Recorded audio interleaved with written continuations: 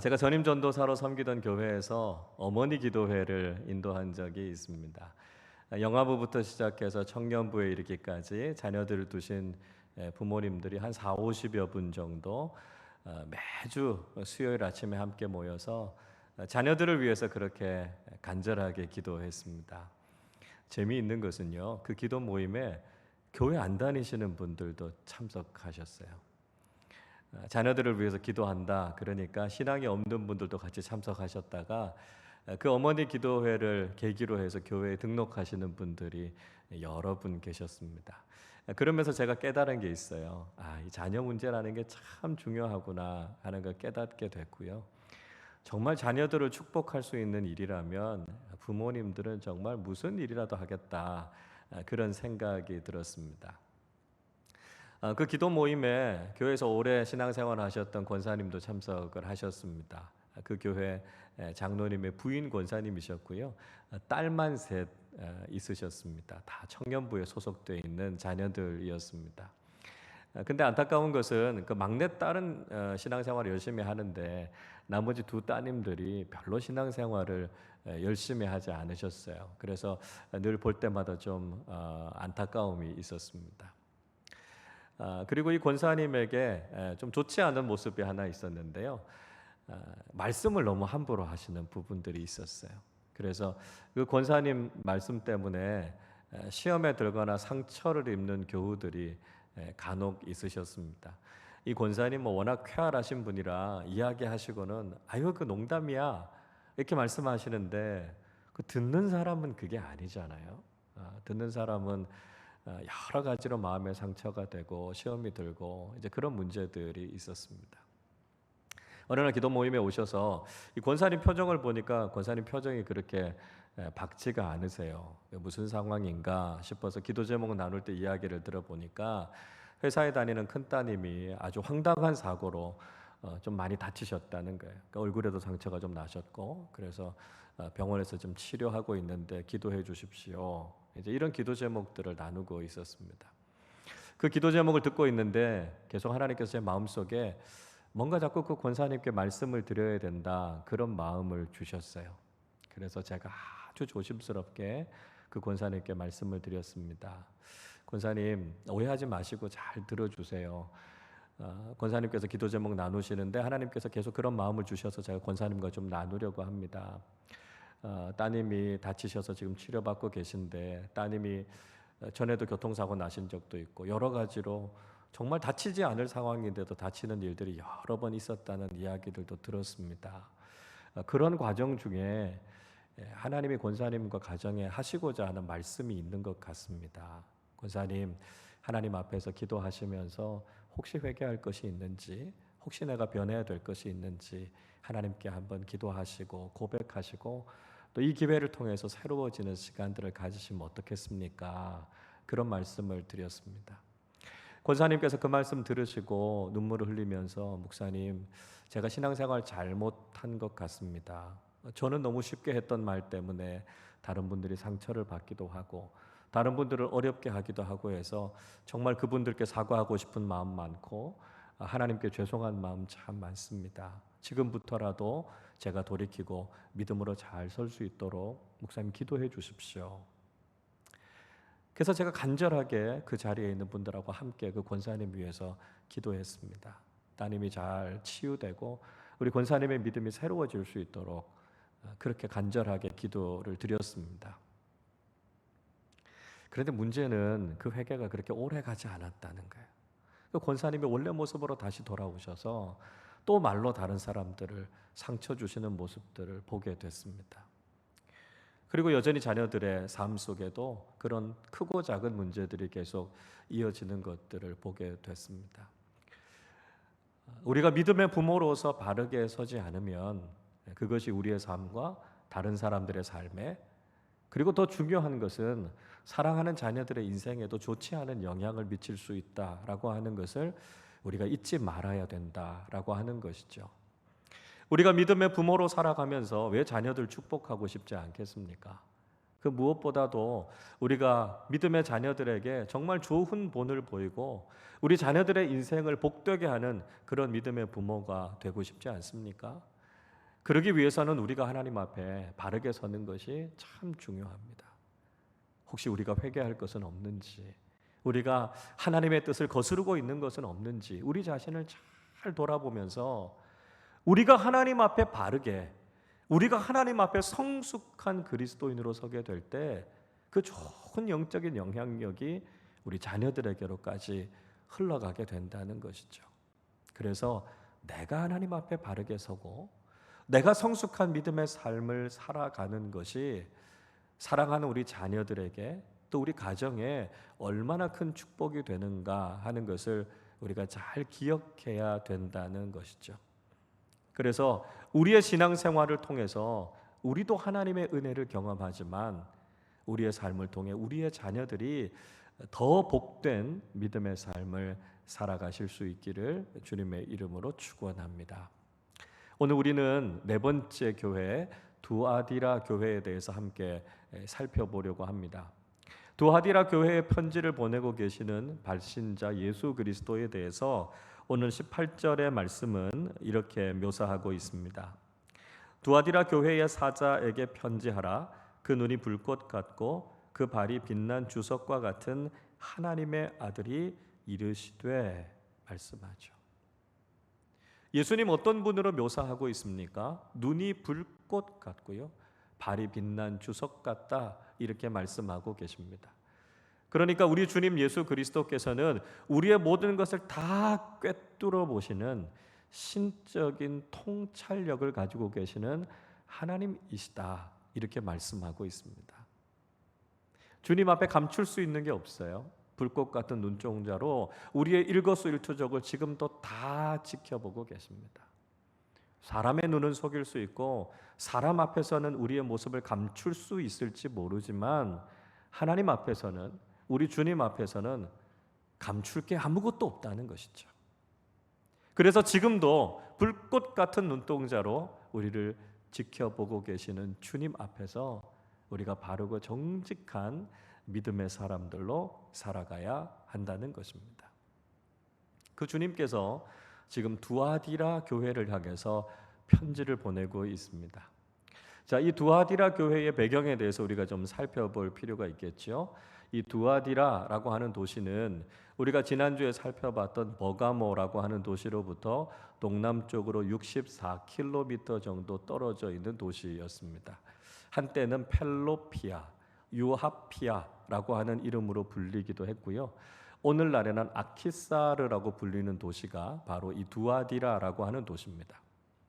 알렉산더가 페르시아를 정복하고 난 이후에 이곳에 군사적인 요충지를 세웠습니다. 그래서 주전 280년에 이곳을 군사 도시로 만들면서 이름을 두아디라 이렇게 붙였습니다.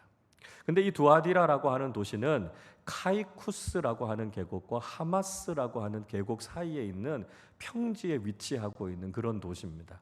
그러다 보니까 무역이 발달했고요, 상업이 발달했던 도시였습니다. 그래서 이 두아디라라고 하는 도시에는 의류 제조업자, 가죽 제조업자, 또 청동 제조업자, 제빵사, 옹기장이, 심지어는 노예 거래 상인들까지 아주 다양한 제조업과 상업이 발달했던 도시가 바로 이 두아디라라고 하는 도시입니다. 두아디라라고 하는 도시 출신으로 우리가 성경에서 아주 잘 아는 대표적인 인물이 한 사람 있습니다. 누굴까요? 혹시 기억이 나십니까? 루디아라고 하는 사람이 바로 이 두아디라라고 하는 도시 출신입니다.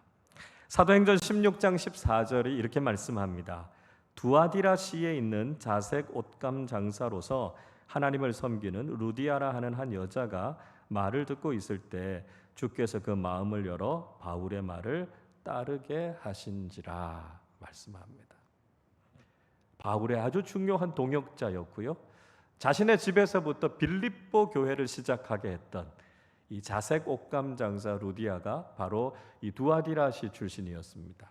그래서 이 루디아라고 하는 사람이 두아디라시에 많이 있었던 의류 제조업자, 유통업자 중에 한 사람으로 아주 성공했던 사람이 바로 이 루디아라고 하는 사람이었습니다. 이 두아디라라고 하는 도시는 소아시아의 다른 도시들처럼 역시 이방 신들과 우상을 섬기는 일들이 아주 만연했던 그런 도시였습니다. 이 도시의 수호신은 태양의 신인 아폴로였습니다. 그러니까 아폴로 신전이 있었겠죠. 풍요의 여신이라고 하는 아르테미스를 섬기는 신전도 있고요. 삼바타를 섬기는 신전, 헬리오스를 섬기는 신전, 각종 신들을 섬기는 신전들이 이 두아디라라고 하는 도시에 있었습니다. 그러니까 이런 이교적인 도시에서 교회를 세우고 신앙을 지키면서 살아가는 이 두아디라 교회의 성도들이 믿음 지키기가 참 쉽지 않았을 것이다 하는 것을 우리 충분히 짐작해 볼 수 있습니다. 자, 이런 두아디라 교회를 향해서 오늘 예수님께서 칭찬하고 계시죠. 19절 말씀을 우리 같이 한번 읽어보겠습니다. 내가 내 사업과 사랑과 믿음과 섬김과 인내를 아노니 내 나중 행위가 처음 것보다 많도다. 예수님께서 두아디라 교회를 향해 칭찬하시면서 무슨 말씀하시냐면 내가 해온 사업, 사랑, 믿음과 섬김과 인내를 내가 잘 안다. 주님께서 그렇게 말씀하셨습니다. 두아디라 교회가 주님을 너무 사랑한 거죠. 그래서 주님 섬기는 사역을 정말 열심히 헌신적으로 해왔던 겁니다.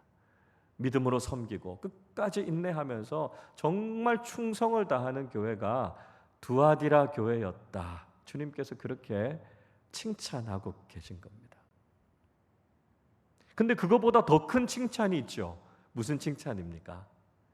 내 나중 행위가 처음 것보다 더 많다. 이렇게 칭찬하고 있습니다. 그러니까 이 두아디라 교회는요, 날이 갈수록 주님을 위해서 더 많이 헌신한 교회였다는 것입니다.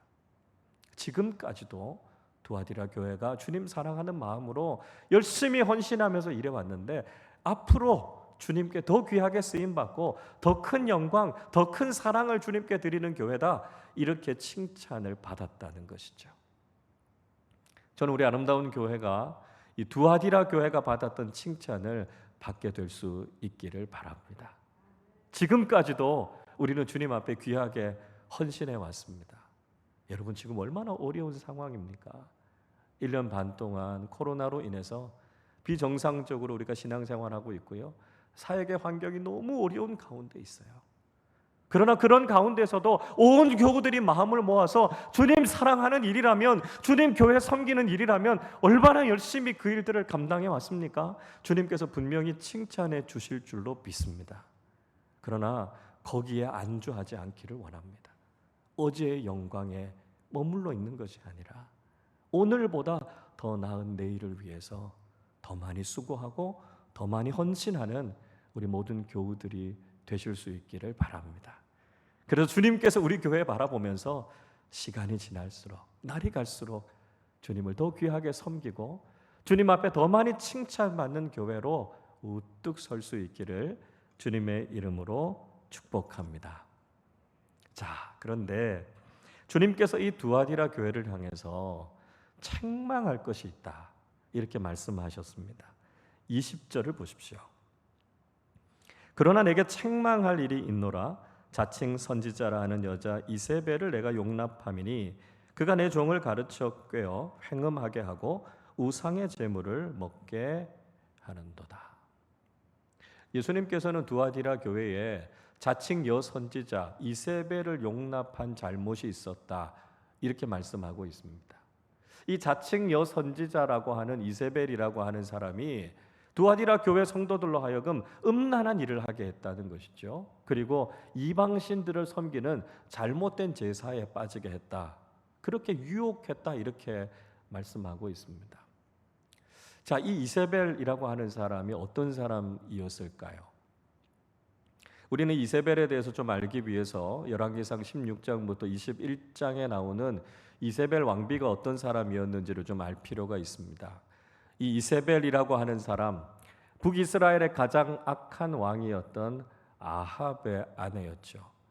이방 민족인 시돈 출신이었고요. 그의 아버지가 시돈의 왕이었던 엣바알이라고 하는 사람이었습니다. 아마도 이 이세벨의 영향 때문에 아합 시대 때 북이스라엘이 그 어느 시대보다도 바알 숭배에 가장 깊이 빠지는 죄를 저지르게 됐던 것이죠. 열왕기상 18장의 말씀에 보면 아합과 이세벨을 책망했던 하나님의 선지자 엘리야가 바알과 아세라 선지자 850명과 갈멜산에서 영적인 싸움을 한판 벌이지 않습니까? 바알과 아세라의 선지자들이 그렇게 광란적으로 기도하지만 바알과 아세라는 아무런 대답이 없었습니다. 그러나 엘리야가 하나님 앞에 기도할 때 살아계신 하나님께서 그 기도에 불로 응답해 주셨죠. 그 영적인 싸움에서 승리하고 엘리야는 바알과 아세라 선지자 850명을 다 쳐 죽이게 됩니다.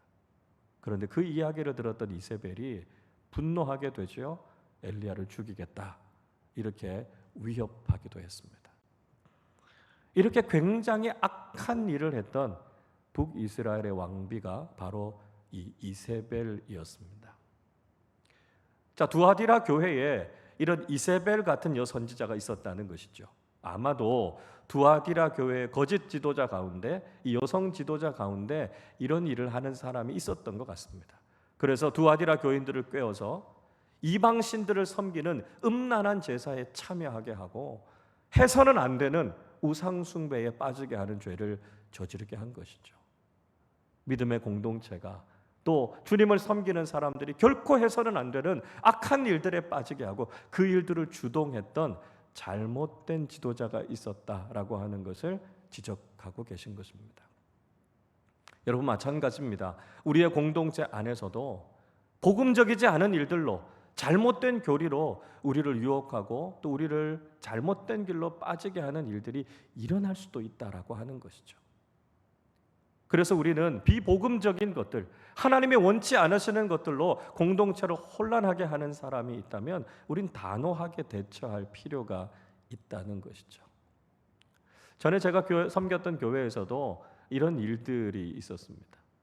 어떤 분들이 나는 하나님의 직통 계시를 받았다 이렇게 이야기하면서 공예배, 공기도회에 참석하지 않고 교회의 영적인 질서를 따르지 않고 자기들끼리 모여서 이렇게 기도 모임하는 사람들이 있었습니다.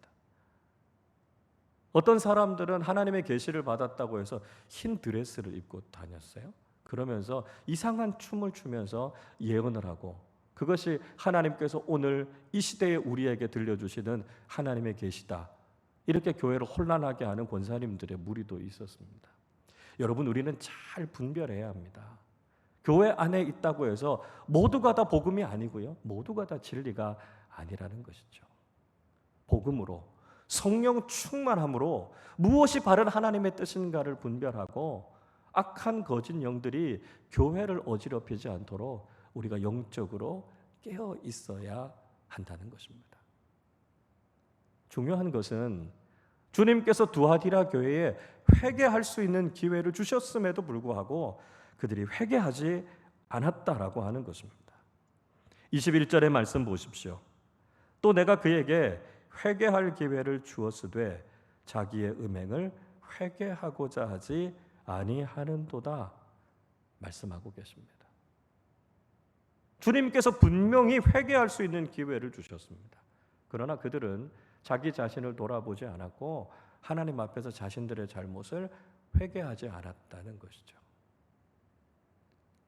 여러분, 우리가 믿는 하나님은 긍휼이 많으시고 자비가 풍성하신 하나님이셔서 한두 번 잘못했다고 해서 즉각적으로 심판하지 않으십니다. 우리를 불쌍히 여기시고 우리로 하여금 돌이키고 회개할 수 있는 기회를 주시죠. 그러나 그 기회를 주셨음에도 불구하고 돌이키지 않으면 우리가 하나님의 심판과 징벌을 피할 수 없다는 것입니다. 이세벨이라고 하는 사람이 비록 악녀였지만 하나님께서는 그에게 회개할 수 있는 기회를 주셨습니다. 이스라엘 땅에 3년 넘게 가뭄이 있었습니다. 그 가뭄 속에서 우리가 뭔가 잘못했나 보다, 지도자로서 하나님 앞에 회개할 수 있었습니다. 갈멜산에서의 싸움에서 하나님께서 응답해 주시고 거짓 선지자들이 죽어나가는 과정을 통해서 내가 잘못된 것을 믿었구나, 이세벨이 회개할 수 있는 기회가 있었습니다. 엘리야가 하나님 앞에 기도했을 때 하나님께서 하늘 문을 열고 비를 내려주실 때 하나님이 정말 살아계신 하나님이시구나, 회개할 수 있는 기회가 있었습니다. 그러나 완악했던 이스라엘은 돌이키지 않았고요, 하나님 앞에 회개하지 않았습니다. 여러분, 회개하지 않으면 어떻게 됩니까? 회개하지 않으면 결국은 하나님의 심판과 환난을 만나게 될 수밖에 없다는 것이죠. 22절 23절이 이렇게 말씀합니다. 볼지어다 내가 그를 침상에 던질 터이요 또 그와 더불어 간음하는 자들도 만일 그의 행위를 회개하지 아니하면 큰 환난 가운데에 던지고 또 내가 사망으로 그의 자녀를 죽이리니 모든 교회가 나는 사람의 뜻과 마음을 살피는 자인 줄 알지라 내가 너희 각 사람의 행위대로 갚아주리라 말씀하고 있습니다. 회개하지 않으면 침상에 던지시겠다는 거죠. 이 침상이라고 하는 말씀은 병상이라는 뜻입니다. 하나님 앞에 회개하고 새로워지지 않으면 때로는 하나님께서 건강의 문제를 가지고도 그 사람을 치시겠다라고 하는 것이죠. 하나님 앞에 돌이켜야 할 때 돌이키지 않으면 때로는 건강의 문제 때문에 어려움을 겪게 될 수도 있다는 것입니다. 그것보다 더 심각한 것이 있지요. 23절 앞부분 보시면 또 내가 사망으로 그의 자녀를 죽이리니 말씀합니다. 회개하고 돌이키지 않으면 그 영향이 자녀들에게까지 미치게 된다는 것이죠. 내가 하나님 앞에 정직하지 않으면, 내가 하나님의 복음의 말씀을 따라 바르게 살아가지 않으면 내 삶도 어려워지지만 사랑하는 우리 자녀들의 인생에도 악영향을 미치게 된다는 것입니다. 앞에서 살펴보았던 것처럼 내가 하나님 앞에 회개하고 바르게 서지 않았을 때 자녀들의 인생에도 어려움이 닥치게 된다는 것이죠. 여러분, 우리가 지금 믿음의 다음 세대들이 어려움을 겪고 있는 이유가 무엇일까요? 믿음의 기성세대들인 우리가 정말 하나님 앞에 바르게 서 있는가, 우리 자신의 모습을 돌아보아야 합니다. 주님의 복음 앞에 우리가 온전히 순종하지 못하고 하나님 앞에서 정직하고 바르게 살아가지 못한 우리의 모습 때문에 우리의 다음 세대들이 믿음의 큰 어려움을 겪고 있는 것이 아닌가, 우린 우리 자신을 다시 한번 돌아보아야 합니다. 우리 자녀들이 믿음 안에 복된 삶을 살아갈 수 있도록 지금 우리가 회개하고 돌이키고 바르게 설 수 있어야 한다는 것이죠. 우리가 믿음의 기성세대로, 믿음의 어른 세대로 사랑하는 자녀들에게 좋은 신앙의 영향력을 물려줄 때 우리 자녀들의 인생과 우리 자녀들의 신앙이 더 복될 수 있다라고 하는 것을 우리는 기억해야 한다는 것입니다. 여러분, 하나님께서는 우리에게 다른 것을 요구하지 않았습니다. 회개하고 복음 위에 바르게 서라 말씀하십니다. 24절의 말씀을 보십시오. 두아디라에 남아있어 이 교훈을 받지 아니하고 소위 사탄의 깊은 것을 알지 못하는 너희에게 말하노니 다른 짐으로 너희에게 지울 것은 없노라 말씀합니다. 복음의 진리를 듣지 않고 사탄의 은밀한 유혹에 넘어가서 잘못된 길로, 죄악된 길로 빠져있는 그들에게 주님께서 다른 짐을 지우지 않겠다고 말씀합니다. 오직 그들에게 필요한 것은 복음 안에서 회개하라는 것이지요, 새로워지라는 것입니다. 우리의 죄가 무엇인지, 하나님께서 싫어하시는 것이 무엇인지 그것을 바르게 깨닫고 회개하고 돌이켜야만 살 수 있다는 것을 말씀하고 있습니다. 여러분, 지금 우리에게 필요한 것은 회개입니다. 말씀에서부터 벗어난 우리의 모습은 없었는지, 하나님의 말씀 앞에 온전히 순종하지 못한 우리의 부족한 모습은 없었는지, 복음과 성령 안에서 우리가 바른 그리스도인과 믿음의 공동체로 서지 못한 것들에 대해서 회개하라 말씀하실 때 그 기회를 놓치지 않고 믿음 안에서 새로워지는 우리 모두가 되실 수 있기를 바랍니다. 두아디라 교회를 향해서 우리 주님께서 부탁과 약속의 말씀을 주고 계십니다. 세 가지 말씀을 하고 계시는데요, 먼저는 그들에게 있는 것, 즉 예수 그리스도의 복음을 끝까지 붙잡으라 말씀하셨습니다. 25절 보십시오. 다만 너희에게 있는 것을 내가 올 때까지 굳게 잡으라. 예수님께서 두아디라 교회에게 그들에게 있는 것을 붙잡으라 이렇게 말씀하십니다. 새로운 그 무엇이 필요한 것이 아닙니다. 그들에게 이미 주어진 것, 예수 그리스도의 생명의 복음, 진리의 복음, 그 복음을 끝까지 붙잡고 살아가라는 것입니다. 지금까지 주님 바라보고 주님 사랑하는 마음으로 헌신하고 충성을 다했던 것처럼 그 삶을 끝까지 유지하는 것이 중요하다는 것입니다. 여러분, 주님께서 우리에게 없는 것을 요구하지 않으십니다. 이미 우리에게 주신 것, 그 주님의 복음과 주님을 사랑하는 마음으로 충성하며 섬겨왔던 우리의 모습을 한결같이 끝까지 지키는 것이 중요하다는 것입니다. 주님 앞에 서는 그날까지 복음에 합당한 믿음의 삶, 주님을 사랑함으로 충성하고 헌신하는 믿음의 삶을 살아가는 우리 모두가 되어야 한다는 것이죠.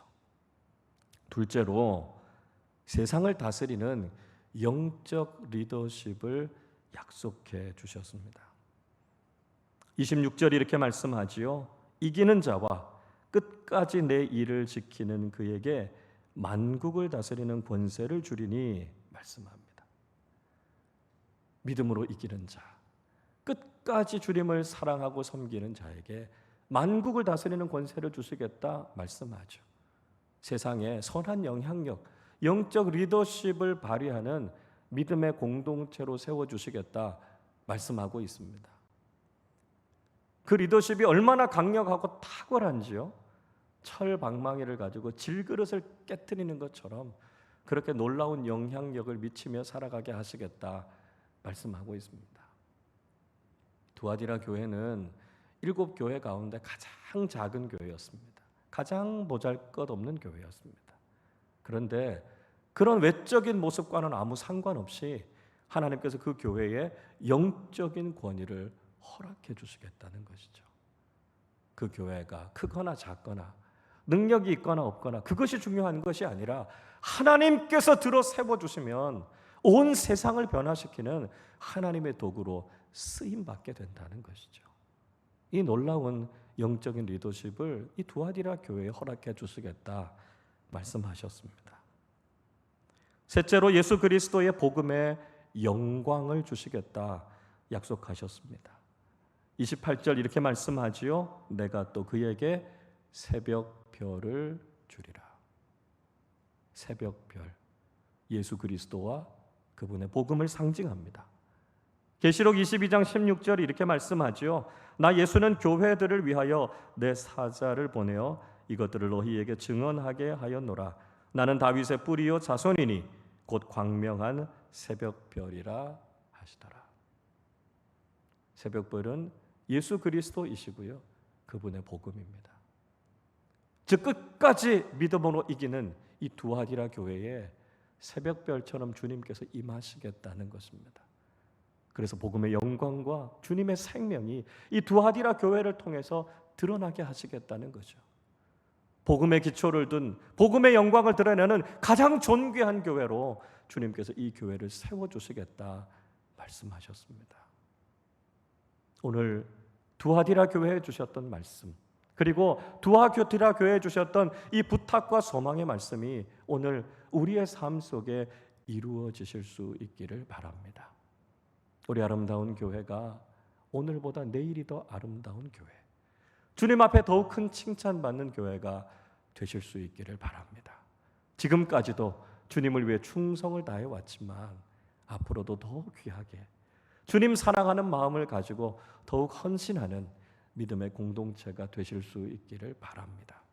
그를 위해서 회개할 것이 있다면, 주님의 복음 앞에서 새로워져야 될 것이 있다면 지금 결단하고 새로워질 수 있기를 바랍니다.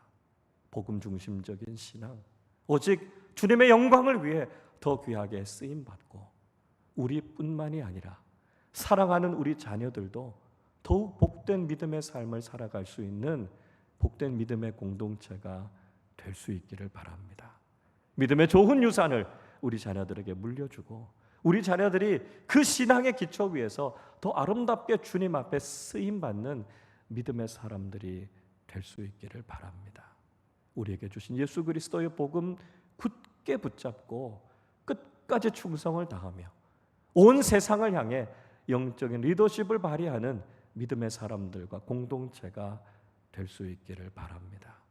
우리의 머리 되신 예수 그리스도 주님의 임재하심이 우리 교회 가운데 있어서 주님의 영광과 복음의 능력을 온 세상 가운데 드러내는 복된 믿음의 공동체, 충성스러운 주님의 일꾼들이 다 되시기를 주님의 이름으로 축원합니다.